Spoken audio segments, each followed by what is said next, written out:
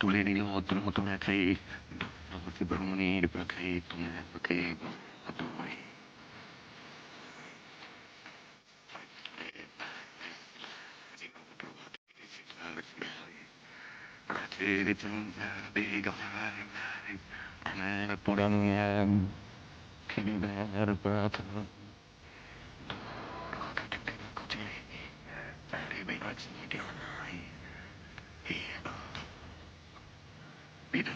আজ আমরা যেখানে বসে আছি সেটাকে বাড়ি না বলে সাংস্কৃতিক পীঠস্থানও বলা যেতে পারে।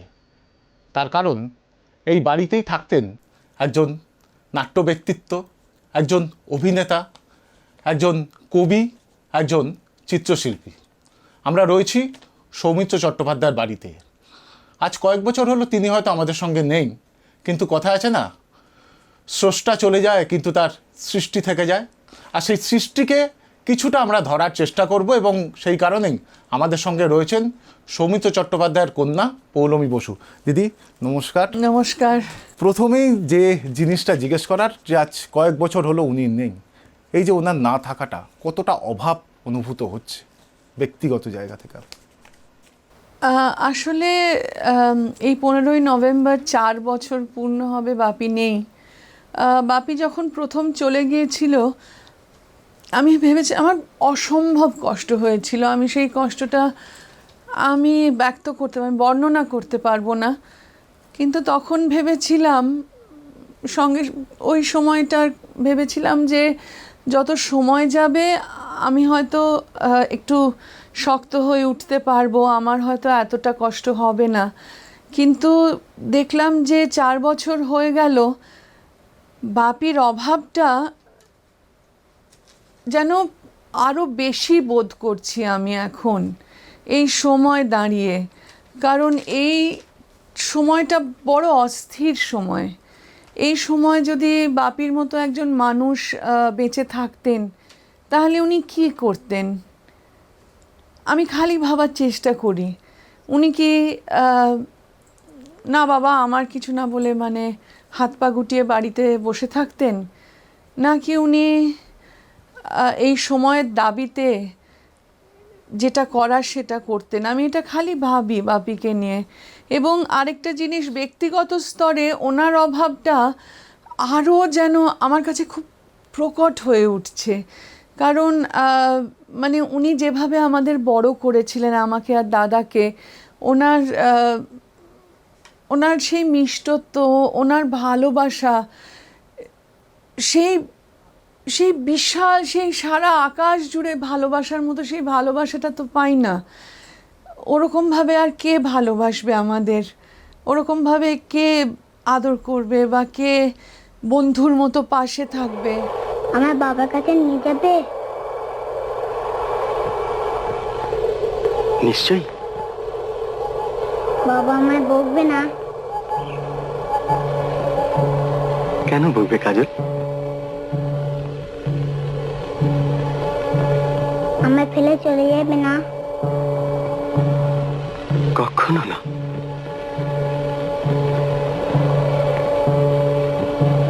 তুমি কে? তোমার বন্ধু। একটা বিষয় এই জায়গা থেকেই প্রশ্ন করব, যে উনি একজন বিরাট মাপের অভিনেতা এবং সাধারণ মানুষের কাছে খুবই জনপ্রিয় একজন মানুষ। সেখানে দাঁড়িয়ে শিল্পী সৌমিত্র এবং বাবা সৌমিত্র, এই জায়গাটায় কোথাও সমস্যা হয়েছে? কারণ আপনাদেরও তো অনেক সময় তার সঙ্গে বেরোতে হয়েছে, যেতে হয়েছে। না, এই সমস্যাটা কোনো দিন হয়নি। তার একটাই কারণ, বাপি যেরকম মানুষ ছিলেন সেই কারণে। উনি নিজে যেরকম মানুষ ছিলেন, উনি মফস্বলের একটি ছেলে ছিলেন, কৃষ্ণনগর থেকে আসা একটি মানুষ। উনি সেই মফস্বলের ছেলে, কিন্তু শেষ অবধি রয়ে গিয়েছিলেন। ওনার মানসিকতা, ওনার চলন, ওনার বাড়িতে উনি আমাকে আর দাদাকে এবং তারপরে আমার ছেলে মেয়েকে, আমাদের চারজনকে উনি ফার্স্ট প্রায়োরিটি দিতেন। এবং আমাদের কোনো দিন মনে হয়নি যে বাপি কাজ আমাদের ভালোবাসে না বা বাপি আমাদের সময় দিচ্ছে না। উনি সময় বার করতেন আমাদের জন্য। উনি কোনো দিন এবং ওনার স্টারডম বা ওনার এই বিশাল কি বলবো খ্যাতি, বিশ্বজোড়া খ্যাতি উনি কোনো দিন আমাদের ওপর চাপিয়ে দেননি। মানে আমার মনে আছে উনি হসপিটাল যাওয়ার 2 দিন আগেও আমার পাটা চেয়ারে ঠোক্কর লেগে গিয়েছিল আর ভীষণ লেগেছিল, আর আমি করে উঠেছি। উনি আস্তে আস্তে সেই আমাকে জলের বোতলটা এগিয়ে দিলেন, উনি আমার আস্তে আস্তে পায়ে হাত বুলিয়ে দিলেন। আর আমিও ভীষণ মানে আহ্লাদে ছিলাম, এখন সেটা বুঝতে পারি। আমি এইগুলো খুব মানে টেকেন ফর গ্রান্টেড করে নিতাম যে বাপি মানেই এটা করবে। আমিও পাটা বাড়িয়ে দিলাম, বাপি আস্তে আস্তে আমার পায়ে হাত বুলোচ্ছে। নিউ মার্কেটের একটা ঘটনার কথা শুনেছিলাম, একটু যদি দর্শকদের জন্য। হ্যাঁ, সে তো আমার স্কুলে একটা প্রজেক্ট তৈরি করতে হতো, তো অনেকগুলো জিনিস টিনিস কেনার ছিল। তো বাপি আমাকে সেই নিউ মার্কেট, আমার মনে হচ্ছে সেটা বোধহয় কোনো সেলাইয়ের প্রজেক্ট, আমার যতদূর মনে হচ্ছে। তো বাপি আমাকে নিয়ে নিউ মার্কেট গেছিলো ওই জিনিসগুলো সব কিনতে, নানা রকম সুতো, তারপরে মেটেরিয়াল, তারপরে ছুঁচ, তারপরে এইসব নানা অনেক কিছু কেনার ছিল সেই প্রজেক্টের জন্য। তো নিয়ে গিয়েছিলেন আমাকে। তো বাপিকে দেখেই তো ওখানে বাপি মবড হয়ে যায়। আর আমি ছোটোবেলায় মানে ভীষণ বোকা বোকা এইটা, কিন্তু মানে আমি বলছি ছোটোবেলায় আমি মানে বাপিকে বাপি আমার খালি মনে হতো বাপি শুধু আমার সঙ্গে থাকবে, আমার সঙ্গে কথা বলবে, আমাকেই খালি অ্যাটেনশন দেবে। তো যেটা হচ্ছে আমি হাঁটছি, আমি যেহেতু তাড়াতাড়ি হাঁটছি, বাপি আমার পেছন পেছন প্রায় দৌড়চ্ছে, আর একটা মানে প্রায় 30 জন লোক বাপির পেছনে পেছনে ছুটছে। মানে সেটা একটা হাস্যকর ব্যাপার, মানে সেই কমেডি সিনেমার মতো হচ্ছিল। আমি ছুটছি, বাপি ছুটছে, পেছনে 30টা লোক ছুটছে, আর আমি বাপিকে ঘুরে ঘুরে খালি বকছি, কেন ওরা তোমার পেছন পেছন আসছে, আমাদের এখন কত কাজ, ওদের চলে যেতে বলো। মানে আমি ছোট ছিলাম। একটা অন্য প্রসঙ্গে আসি, আপনার জীবনের একটা বড় জায়গা বা অনেকটা জায়গা নিয়ে হলো নাটক, এবং সেখানে দাঁড়িয়ে সৌমিত্রবাবু তিনি নিজেও অভিনয় করেছেন, একাধিক নাটক লিখেছেন, একাধিক নাটক ডিরেক্ট করেছেন। হ্যাঁ, এই জায়গায় দাঁড়িয়ে আপনাকে কোনো পরামর্শ বা দুজনের কোনো রকম একসাথে নাটক করার সময় কোনো রকম আলাদা অভিজ্ঞতা? কি ব্যাপার, আজকে এখানে কোনো সভা টভা আছে নাকি? উনি আমাকে বারবার বলতেন যে ডিসিপ্লিনটা ভীষণ জরুরি, প্র্যাকটিসটা ভীষণ জরুরি। যে কোনো কাজ তুমি করলে, তুমি যদি সাইকেলটাও চালাতে চাও, ভালো সাইকেল চালানোর জন্য তোমার প্র্যাকটিস করতে হবে। তুমি যদি, এবং একটা কথা উনি বলতেন আমাকে, যে কাজটা করবে ভালো করে করবে। তুমি যদি ঘর ঝাড় দাও, তুমি ভালো করে ঘর ঝাড় দেবে, কোনো কাজটা হাফ হার্টেডলি করবে না, যেই কাজটা করবে মন দিয়ে করবে।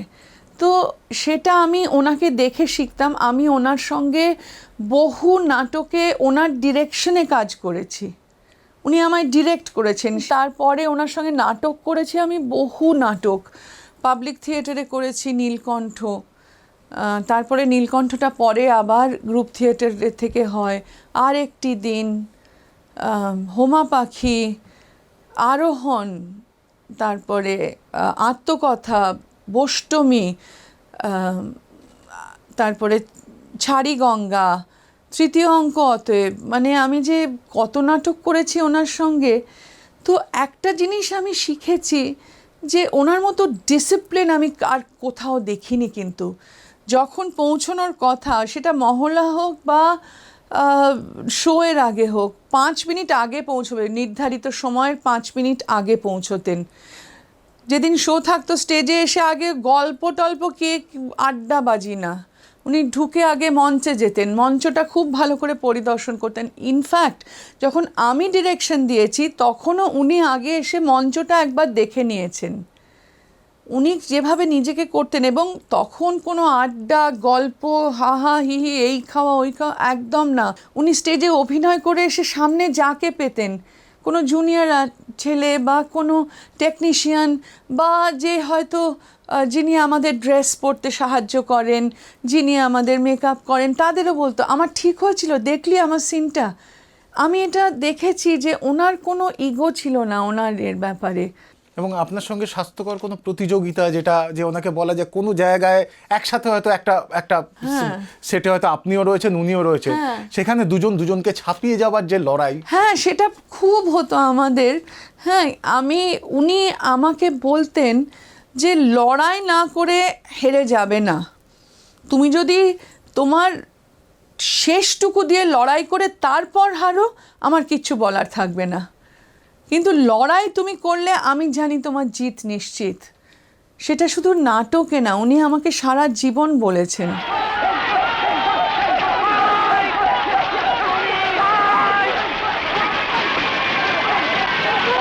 এবং আমি কোনো একটি বিশেষ রাজনৈতিক দলের স্লোগান আমি বলছি না, কিন্তু ওনার আর আমার বা আমার দাদার বা আমাদের পুরো পরিবারের এটাই আমরা বলতাম লড়াই লড়াই লড়াই চাই, লড়াই করে বাঁচতে চাই। এটা আমাদের, এটা কোনো কিন্তু রাজনৈতিক স্লোগান হিসেবে আমি বলছি না, কোনো রাজনৈতিক স্লোগান এটা হিসেবে বলছি না, এটা আমাদের জীবনের যুদ্ধ, এটা এইভাবেই আমরা বাঁচি। সেটাই উনি কিন্তু ছোটবেলা থেকে শিখিয়েছিলেন। সমস্ত জীবনটা যেন একটা ছন্দের মতো। আপনাদের পরিবারের সঙ্গে সুনীল গঙ্গোপাধ্যায় এবং শক্তি চট্টোপাধ্যায় অত্যন্ত সুগভীর সম্পর্ক, এবং আপনি সুনীল গঙ্গোপাধ্যায়ের ফ্যান। ওরে বাবা ভীষণ। আর সৌগতদা শক্তি চট্টোপাধ্যায়ের প্রতি। তো এই সুনীল গঙ্গোপাধ্যায় শক্তি চট্টোপাধ্যায়ের সঙ্গে আপনাদের পরিবারের যে সম্পর্ক, সেই রসায়নটা যদি একটু। হ্যাঁ সেটা আসলে তখন আমি খুব ছোট ছিলাম আর অতটা আমি করতাম না। দাদা অনেক বেশি তাদের সঙ্গ পেয়েছে বা তাদের সঙ্গে থেকেছেন। আমি ছোটবেলায় খুব খেলাধুলোয় ভালোবাসতাম, বন্ধুদের সঙ্গে খেলা, পুতুল নিয়ে আমি নিজের মনে আপন মনে খেলতাম, বই পড়তাম। আমি বেশি বাপিমার কাছে কেউ এলে আমি অন্তত বা দাদাও না অতটা আমরা গিয়ে থাকতাম না, কিন্তু তাও আমি দেখেছি আমাদের বাড়িতে সবসময় আলোচনা হতো যে এদের দুজনের কত শক্তিশালী লেখক এরা ছিলেন, সেটা আমার বাবা বারবার বলতেন। আর মাঝে মাঝেই বলতেন যে এরা এত ভালো লেখে কি করে, আমি তো চেষ্টা করেও পারি না। ওনার ভীষণ ওদের ভীষণ শ্রদ্ধা ছিল, বন্ধুত্ব ছিল, তার সঙ্গে বাপির একটা শ্রদ্ধা ছিল ওদের প্রতি। তো আমার তো নীল লোহিতের প্রতি একটা পাগল একটা ভালো লাগা ছিল। আর আমি সব বই পড়ে ফেলতাম, আর উনি এলে আমি লুকিয়ে লুকিয়ে দেখতাম যে উনি কি করছেন কি না করছেন। তো সুনীল গাঙ্গুলির প্রসঙ্গ যখন উঠলো, একটু আপনার পছন্দের সুনীল গাঙ্গুলির একটা কবিতা যদি একটু আবৃত্তি করতে পারছি না, পাঠ করে শোনাতে পারি। অ্যাকচুয়ালি এই কবিতাটা আমার খুব প্রিয়, আর এখন আরও বেশি প্রিয় হয়েছে। আচ্ছা, বয়স। আমার নাকি বয়স বাড়ছে, হাসতে হাসতে এই কথাটা স্নানের আগে বাথরুমে যে কবার বললুম। এমন ঘোর একলা জায়গায় দুপাক নাচলেও ক্ষতি নেই তো, ব্যায়াম করে রোগা হব, সরু ঘেরের প্যান্ট পরব, হাসতে হাসতে দম ফেটে যায়। বিকেলবেলায় নীরার কাছে বলি, আমার বয়স বাড়ছে, শুনেছ তো, ছাপা হয়েছে। সত্যি সত্যি বুকের লোম, জুলপি, দাড়ি কাঁচায় পাকা। এই যে দেখো, চেয়ে দেখো, দেখে সবাই বলবে নাকি ছেলেটা কই, ও তো লোকটা। এসব খুব শক্ত ম্যাজিক, ছেলে কিভাবে লোক হয়ে যায়। লোকেরা ফের বুড়ো হবেই এবং মরবে, আমিও মরব। আরও খানিকটা ভালোবেসে, আর কয়েকটা পদ্য লিখে আমিও ঠিক মরে যাব, কি তাই না? ঘুরতে ঘুরতে কোথায় এলুম, এ জায়গাটা এত অচেনা। আমার ছিল বিশাল রাজ্য, তার বাইরেও এত অসীম শরীরময় গান বাজনা, পলক ফেলতেও মায়া জাগে। এই ভ্রমণটা বেশ লাগলো, কম কিছু তো দেখা হলো না। অন্ধকারও মধুর লাগে। নীরা, তোমার হাতটা দাও তো, সুগন্ধ নি। নীরা, শুধু তোমার কাছে এসেই বুঝি সময় আজও থেমে আছে। যাবি অবস্থাটা উন্নতি করতে হবে না? উন্নতি হবে রোজগার না করে। দেখ, যাদের মধ্যে সত্যি করে ট্যালেন্ট আছে না, তাদের চাকরি করার দরকার হয় না। একটু অন্য প্রসঙ্গে আসছি। সৌমিত্র চট্টোপাধ্যায়ের জীবনে বলা যেতে পারে রবীন্দ্রনাথ এবং সত্যজিৎ রায়, এই দুজনের একটা অত্যন্ত প্রভাব ছিল সেই অর্থে। এই দুজনের প্রভাব ওনার প্রতি আপনি আপনার চোখে কিভাবে দেখেছেন? প্রথমেই আসি সত্যজিৎ রায়। আমি রবীন্দ্রনাথটা পরে বলবো, কারণ আমি জানি আমি বলতে গেলে খুবই মানে আবেগতাড়িত হয়ে পড়বো। আমি তার আগে সত্যজিৎ রায়টা বলি। সত্যজিৎ রায় আমাদের বাড়ির ওপর যে প্রভাবটা ফেলেছিলেন সেটা মানে ভাবা যায় না। আমরা ওয়েস্টার্ন ক্লাসিক্যাল মিউজিক আমার বাবা ডাইরেক্টলি ওনার কাছ থেকেই শুনে এবং সেটা আস্তে আস্তে আমাদের মধ্যে ছড়িয়ে পড়ে। আমার দাদা যখন বেহালা বাজাতেন, এখনও আমার দাদা বেহালা বাজায়, আমার দাদা যখন শুরু করেছিলেন আমার দাদাকে সত্যজিৎ রায় খুব খুব উৎসাহ দিয়েছিলেন। ইনফ্যাক্ট উপেন্দ্র কিশোর রায়ের বেহালাটা আমার দাদাকে উনি দিয়েছিলেন বাজাতে। ওনার লেখা তো একটা বোধহয় গল্প নেই যেটা আমরা পড়িনি, একটা সিনেমা নেই যেটা আমরা দেখিনি।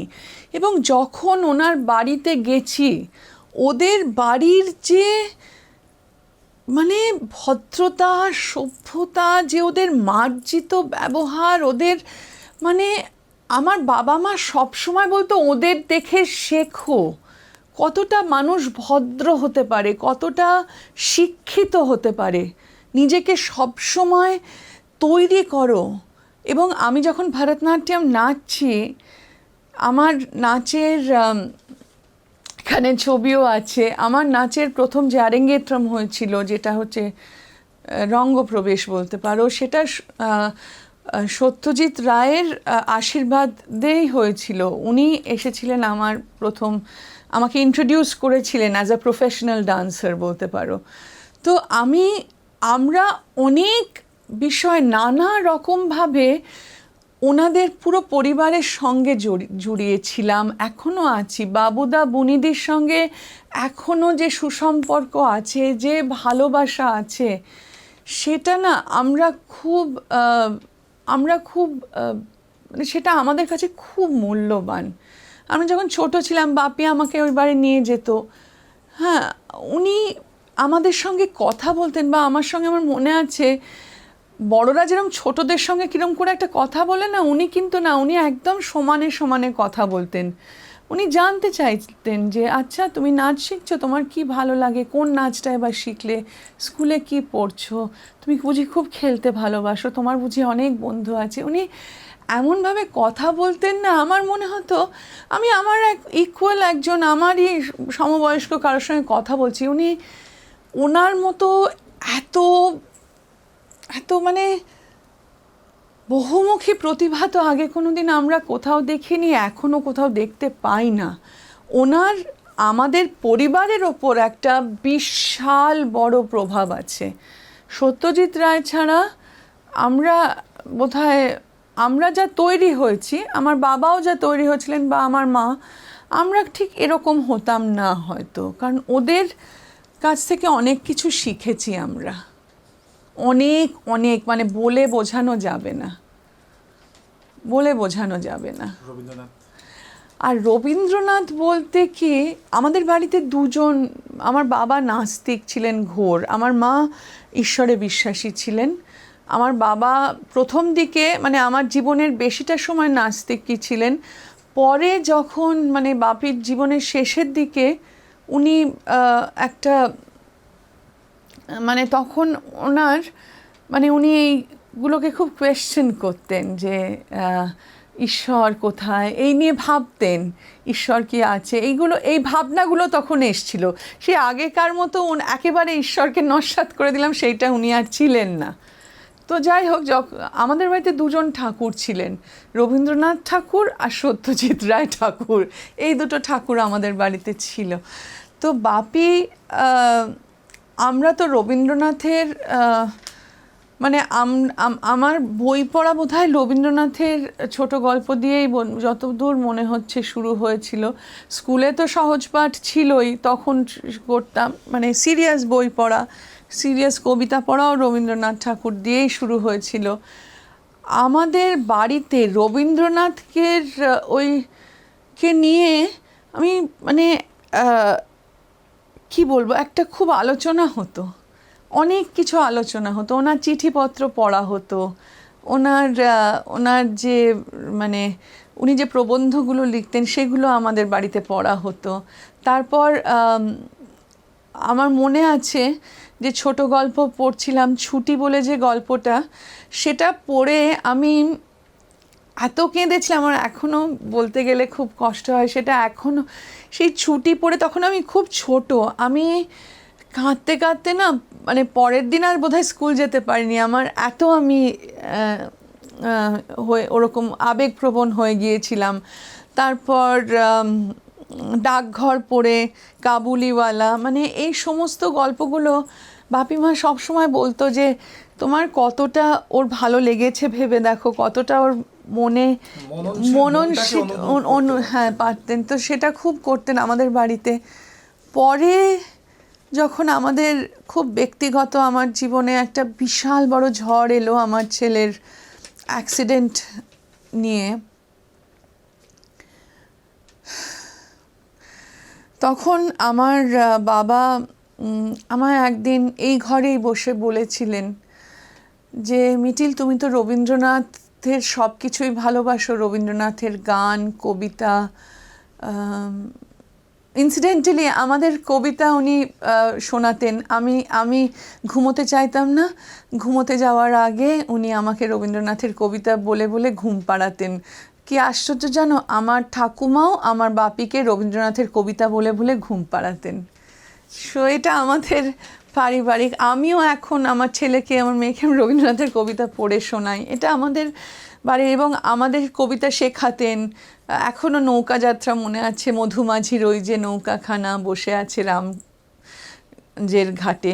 তো যাই হোক, তো যখন আমার ছেলের অ্যাক্সিডেন্ট হলো, উনি একদিন আমাকে বসে বললেন যে শোনো মিটিল, রবীন্দ্রনাথকে যে ভালোবাসো তুমি, আমি জানি, রবীন্দ্রনাথের এত নৃত্যনাট্য করেছো, এত গান গেয়েছো, কবিতা পড়ো, ওনার গল্প পড়ো, সব পড়ো, একটা কথা মনে রাখবে, রবীন্দ্রনাথের মতো আমরা কোনোদিন কেউ হতে পারবো না, কিন্তু আমাদের ওনাকে দেখে শিখতে হবে। উনি এত ব্যক্তিগত শোক পেয়েছেন জীবনে, ওনার এতগুলো ছেলে মেয়ে মারা গেছে, ওনার স্ত্রী মারা গেছে, উনি কিন্তু তাও শক্ত হয়ে ওনার কাজ করে গেছেন, উনি লিখে গেছেন, ওনার যা যা করার উনি করে গেছেন। তোমাকে রবীন্দ্রনাথের থেকে এটা শিখতে হবে। যতই শোক আসুক জীবনে, তাতে মুহ্যমান আমি জানি কিছুটা সময় হবে, তো সেটা কাটিয়ে নিয়ে আবার তোমাকে চলতে হবে। সেটা উনি আমাকে বলেছিলেন। মানে রবীন্দ্রনাথ, উনি বলেছিলেন যে রবীন্দ্রনাথের ফিলসফিটা বোঝার চেষ্টা করো। আমাদের গেছে যে দিন একেবারেই কি গেছে, কিছুই কি নেই বাকি। বাঙালি মোহনবাগান ইস্ট বেঙ্গলে ভাগ থাকে, সেটা আমি সৌমিত্র চট্টোপাধ্যায় এবং উত্তম কুমার, এই একটা ভাগ থাকতো প্রত্যেকটা ক্ষেত্রে। কিন্তু আদতে যে জিনিসগুলো বলা হতো, মানে দুজনের মধ্যে কোনো দ্বন্দ্ব, সেটা কি আদৌ ছিল? যদিও না ওরকম ছিল না, ওই ধরনের ছিল না। আমাদের হোল বাড়ি, আমরা ছোটবেলা থেকেই জানি যে উত্তম কুমার কে আমার বাবার সঙ্গে প্রথম আলাপ হয়েছিল। উত্তম কুমার আমার পিসি, তখন আমার বাবা ফিল্মে আসেনি, আমার পিসির বিয়েতে বরযাত্রী এসেছিলেন, কারণ উনি আমার পিসেমশাইয়ের খুব ক্লোজ বন্ধু ছিলেন। আমার পিসেমশাই মোহনবাগানের হয়ে খেলতেন, রঞ্জিত কুমার সিনহা, ওনার ভাই সঞ্জিত সিনহা, সেও সব মোহনবাগানের হয়ে খেলতেন ফুটবল। তো ওরা খুব মানে আমার পিসেমশাইয়ের বন্ধু ছিল। ওদের আড্ডা হতো বসুশ্রীতে, ওই মন্টু জেঠু ওরা সবাই মিলে আড্ডা মারতেন। তো সেই সূত্রে, পারিবারিক সূত্রে আলাপ আমার বাবার সঙ্গে। আমার বাবার আহ, এবং কি বলবো, আমার বাবার সঙ্গে মানে যে সম্পর্কটা ছিল সেটা একেবারেই দাদা ভাইয়ের সম্পর্ক। বাহ, চমৎকার। এতে তোমার সুবিধে কি হবে? হবে জনাব, আমি তো আগেই বলেছি উদিতের সঙ্গে আর আমার পোষাচ্ছে না। তাছাড়া আপনিও সমস্ত মতলব বানচাল করে দিয়েছেন। তোমার কোথায়, ক্যামেরা কোথায়? আগে বাড়িতে। কোথায় বাড়ি তোমার? নিজের বাড়ি তো ছিল মুর্শিদাবাদে, তা সে তো সবই গেছে। মুর্শিদাবাদে? আগে হ্যাঁ। আরে তাহলে তো তুমি আমার শ্বশুর বাড়ির দেশের লোকে। যে আমার বাবা ওনাকে শ্রদ্ধা ছাড়া আর কোনো চোখে দেখেনি, এবং উত্তম কুমার আমার বাবাকে স্নেহ ছাড়া কোনো কিছুভাবে দেখেননি। এইটা আমি তোমায় লিখে দিতে পারি। সৌমিত্র চট্টোপাধ্যায় বিভিন্ন ধরনের চরিত্রে অভিনয় করেছেন, সেটা কোনি থেকে শুরু করে সাত পাকে বাঁধা থেকে শুরু করে বেলা শেষে থেকে শুরু করে সমস্ত বিভিন্ন ধরনের চরিত্রে তিনি অভিনয় করেছেন। আপনার চোখে কোনো সময় মনে হয়েছে যে সৌমিত্র চট্টোপাধ্যায়ের মতো করে কোনো চরিত্রে অভিনয় করতে পারেননি? না, ওনার অভিনয়ের ধারাটাই ছিল যে উনি সবসময় চরিত্র হয়ে উঠতেন। উনি কোনোদিন মানে স্টার সৌমিত্র চট্টোপাধ্যায় অভিনয় করছে সেটা আমি দেখিনি। মানে সংসার সীমান্তেতে ওনার মতো একজন সুন্দর একটা মানুষ যে কি করে অঘোরের ভূমিকায় অভিনয় করলেন, ওই চোর হয়ে উঠলেন। মানে আমার দেবু পণ্ডিত, গণদেবতা, সে ঠিক মনে হচ্ছে সেই গ্রামের পণ্ডিত মশাই। আবার গঙ্গাচরণ, অশনি সংকেতের সেই আরেকজন পণ্ডিত। এখন দেবু পণ্ডিত আলাদা, গঙ্গাচরণ আলাদা, এই যে উদয়ন পণ্ডিত আলাদা, মানে এইগুলো। দড়ি ধরে মারো টান, রাজা হবে খান খান। দড়ি ধরে মারো টান, রাজা হবে খান খান। দড়ি ধরে মারো টান, রাজা হবে খান খান। আমার মনে হয় যে এরকম অভিনেতা এখনো বাংলা সিনেমায় নেই। অগ্রদানী সেই লাস্ট সিনটা এখনো ভাবলে আমার গা হাত পায়ে কাঁটা দেয়। খাও হে চক্রবর্তী, খাও। শান্তিতে চোখ বুঝবো যখন সুখে, আগুন পাবো, আগুন পাবো, আগুন পাবো মুখে। বলছি এরকম অভিনেতা এখন আমি দেখি অনেকেই অভিনয় করেন, এই চরিত্রের সঙ্গে চরিত্রের মধ্যে মজে যাওয়া, চরিত্র হয়ে ওঠা খুব কম দেখি। দেখি বলুদা কি পাগলামি করছো? দাঁড়াও না, চুপ। আরে আমাকে যেতেই হবে। সৌমিত্র চট্টোপাধ্যায়ের এই বিষয়গুলো যখন কথা হচ্ছে তখন আপনার পছন্দের সৌমিত্র চট্টোপাধ্যায়ের একটা কবিতা আমরা শুনবো। আমরা জানি যে আপনার জন্মদিনে উনি আমার একটা সাথে করে জন্মদিনের কবিতাই আমি পড়ে শোনাতে চাই। সেটা খুব হ্যাঁ, জন্মের তারিখটা কাছাকাছি আসতেই ঘরদোর একটু সাফসুতরো করার কথা মনে হলো। অদরকারি কাগজপত্র বাতিল করতে গিয়ে তার মধ্যে থেকে পুরনো জন্মদিনের শুভেচ্ছা বার্তা ছাপা কতকগুলো কার্ড বেরিয়ে এলো। যাদের শুভেচ্ছা মনে করে রাখতে চাই, যাদের শুভেচ্ছা মনে রাখা হয়নি, সব এক জায়গায় রাখা ছিল, এবার বর্জ্য বলে ফেলে দিতে হবে। যে কটা বছর জনপদের মধ্যে দিয়ে বহে গেছে, টিকে থাকার অসম যুদ্ধে ব্যস্ত ছিলাম বলে দেখা হয়নি 6 ঋতু কতবার এসেছে চলে গিয়েছে। পৃথিবীর উষ্ণায়ন হয়েছে, ঋতুচক্র অস্থির হয়ে উঠেছে, যাপন চিত্রে বারবার রক্তের ছিটে এসে লাগছে। যা ফেলে দেবার তা ফেলে দিয়ে ঘরদোর সাফসুতরো করতেই হবে, ধুতে হবে, মুছতে হবে। তার জন্য স্রোতস্বিনী এখন কোথায়?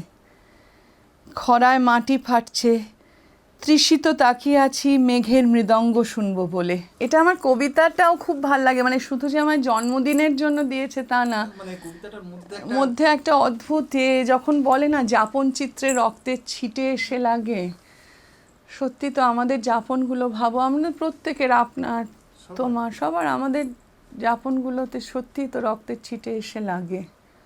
এইখানে এই বিষয়ে এইখানে একটা প্রশ্ন করব একটু আপনাকে দিদি, সেটা হলো যে বর্তমান সময়ের কথা আপনি শুরুতেই বলছিলেন যে যাপন চিত্তে যে রক্তের ছিটে, সেটা তো সমাজেরও বিভিন্ন জায়গায় লাগছে, বিশেষ করে আরজি করের যে ঘটনা, এই বিষয়ে আপনি কি কিছু বলবেন? যে ধরনের ঘটনা ঘটলো, সেটা কোনো রাজনৈতিক দলের বিষয় আমি বলছি না। না, আমি কোনো রাজনৈতিক বক্তব্য রাখবই না, কারণ আমি তার যোগ্যতাই আমার নেই, রাখার সেই যোগ্যতাই নেই।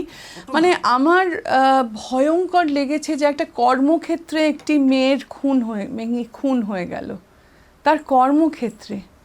আমরা তো কাজ করতে যাই, আমার মেয়ে বম্বেতে একা থাকে, সেও কাজ করে, তাহলে অবস্থাটা কোথায় গিয়ে দাঁড়িয়েছে। আমি থিয়েটার করি, আমার সঙ্গে অনেক ছোট ছোট মেয়ে, আমার থেকে বয়সে সবাই এখন ছোট, আমি যে বয়সে এসে পৌঁছেছি এখন সবাই আমার থেকে ছোট, তারা কাজ করছে, তারা যখন বাড়ি ফেরে বা আমার খুব মানে আমার মধ্যে একটা না সত্যি ভয় ঢুকেছে যে এটা কি করে সম্ভব, এটা কি করে হলো। মানে সত্যি ভয় ঢুকে গেছে। এই যে মেয়েগুলো বাড়ি যায়, আমি সবাইকে বলি বাবা বাড়ি গিয়ে একটু একটা হোয়াটসঅ্যাপ করে দিস পৌঁছে গেছি। মেয়েটির বাবা মার কথা ভাবলে আমার মানে কি বলবো, আমি শিউরে উঠছি। মানে কোনো বাবা মাকে যেন আর কখনো এইসবের মধ্যে দিয়ে না যেতে হয়। আমি মেয়েটির বাবা মার কথা ভাবলে না, মেয়েটি তো চলে গেল, কষ্ট পেয়ে মেয়েটা চলে গেল, তার বাবা মা তো থেকে গেল, তাদের কষ্টটা ভাবতে পারছো একবার, তাদের যে কিরকম বুক ফেটে যাচ্ছে। আমি না মানে আমি এটা আমার বলতে গেলেই খুব কষ্ট হচ্ছে যে মানে ওর বাবা মার মানে ওর বাবা মার মানে আমি ভাবতে পারছি না ওর বাবা মার কি ওর বাবা মা কী করে যাচ্ছে এসবের মধ্যে দিয়ে, দিন কি করে কাটছে তাদের। মানে এটা এত খারাপ সময় যেন আর না আসে কারোর জীবনে না। আর একটা প্রসঙ্গ এখানে জিজ্ঞেস করব যে কয়েক বছরের মধ্যে আপনার জীবনে বলা যায় যে সবথেকে বড় অবলম্বন যে দুটো, আপনার বাবা এবং আপনার মা, তাদের চলে যাওয়া, রণদীপের শারীরিক শরীর খারাপ, তারপরেও এত মনের জোর পান কি করে যে আবার ঘুরে দাঁড়াতে হবে, আবার এগিয়ে চলতে? সেটা তো আমার বাবা মার কাছ থেকেই শিখেছি। আমার বাবা মাই তো বলেছিলেন যে এই যে একটু আগে বললাম না রবীন্দ্রনাথকে দেখো, এবং আমার বাবা মাকেও দেখেছি শত দুঃখ, শত কষ্ট, শত বিপর্যয়ের মধ্যেও তো তারা তো মাথা তুলে দাঁড়িয়েছেন, তারা তো মানে একটা সুস্থ জীবনযাপন করেছেন। সুস্থ মানে শারীরিকভাবে না, আমি বলছি যে একটা জীবনযাপনের সুস্থতা তারা তো বজায় রেখেছেন, তারা তো লড়াই করে গেছেন কত কিছুর সঙ্গে। তাদের দেখেই আমি শিখেছি, তারা আমাকে সাহস জুগিয়েছেন, তারা আমায় আশ্বাস দিয়েছেন, তারা আমাকে যেসব জিনিস অবলম্বন করে বাঁচতে শিখিয়েছে তার মধ্যে হচ্ছে মিউজিক, সঙ্গীত, ছবি, পেন্টিং, নাটক, নাচ, গান, এইসব নিয়েই তো আমায় বাঁচতে শিখিয়েছেন। তারা কোনোদিন আমাকে অর্থ বা মানে কোনো মেটেরিয়াল জিনিস নিয়ে কোনোদিন আমাকে বাঁচতে শেখায়নি। শিক্ষার ভেতর দিয়ে, স্ট্রাগলের ভেতর দিয়ে আমরা দেখতে পাচ্ছি তার কুসংস্কার, গোঁড়ামি সমস্ত কেটে যাচ্ছে। বুদ্ধি দিয়ে ছাড়া সে কোনো কিছু মানতে চাইছে না, কিন্তু তার কল্পনা শক্তি আছে, তার অনুভূতি আছে। ছোটখাটো জিনিস তাকে মুভ করছে, তাকে আনন্দ দিচ্ছে। হয়তো তার ভেতরে মহৎ একটা কিছু করার ক্ষমতা আছে, সম্ভাবনা আছে, কিন্তু করছে না। কিন্তু সেইটি শেষ কথা না, সেটি ট্র্যাজেডিও নয়। সে মহৎ কিছু করছে না, তার দারিদ্র যাচ্ছে না, তার অভাব মিটছে না, কিন্তু তা সত্ত্বেও সে জীবন বিমুখ হচ্ছে না, সে পালাচ্ছে না, এসকেপ করছে না, সে বাঁচতে চাইছে। সে বলছে বাঁচার মধ্যে সার্থকতা, তার মধ্যে আনন্দ। He wants to live. ভালো থাকা, ভালো মনের জোর করে চলার রসদ অনেক কিছু আছে। সেই মাও খুব মনের জোরের, হ্যাঁ, আমার মায়ের খুব মনের জোর ছিল। আমার মা অসম্ভব, আমার মা ছিল সেই মানুষ যার ওপর আমি, আমার বাবা, আমার দাদা দাঁড়িয়েছিলাম। আমার মা না থাকলে আমরা সব ছত্রাকখান হয়ে যেতাম। পল্লবীদি, একদম শেষে এবং আলোচনা এখানে আমরা শেষ করব, এবং এই সময়ের মধ্যে যতটা সৌমিত্রবাবুকে নিয়ে আলোচনা করা সম্ভব হলো সেটা করবো। শেষে আপনি একটা আপনার প্রিয় কবির একটা কবিতা পড়ে আজকের এই আলোচনা আমরা শেষ করব। আপনার প্রিয় একজন আপনার কবি। আচ্ছা, আমার একজন প্রিয় কবি হলো আমার দাদা সৌগত চট্টোপাধ্যায়। তাহলে আমি আমার দাদার একটা কবিতা পড়ে শেষ করছি। আমি যেন একা হতে হতে সরে যাচ্ছি শরতের রোদ্দুরের দিকে, তার ভিতর ডুবে একাকিত্ব সমুদ্র মেলে ধরেছে ডানা। আমি ক্রমশ হারিয়ে যাচ্ছি এই গভীর শরৎকালীন রোদ্দুরের ভিতর। একাকিত্ব দুর্গের মতো আগলাচ্ছে রোদ্দুরের লহরী। প্রহর শেষ হলো, একাকিত্ব ঝরে পড়ছে, চুঁইয়ে পড়ছে শরতের নরম রোদ্দুর। অসাধারণ। এই কবিতার পর আর কথার ভার বাড়ানোটা বোধহয় সঠিক নয়, এবং এই সময়ের মধ্যে সৌমিত্রবাবুকে যতটা ধরা সম্ভব, তার আলোকে যতটা ধরা সম্ভব তার চেষ্টা আমরা করলাম। ধন্যবাদ পৌলমীদি আমাদেরকে সময় দেওয়ার জন্য। না না, সময়টা কি বলছে, আমারও ভাল লাগলো তোমাদের সঙ্গে কথা বলে।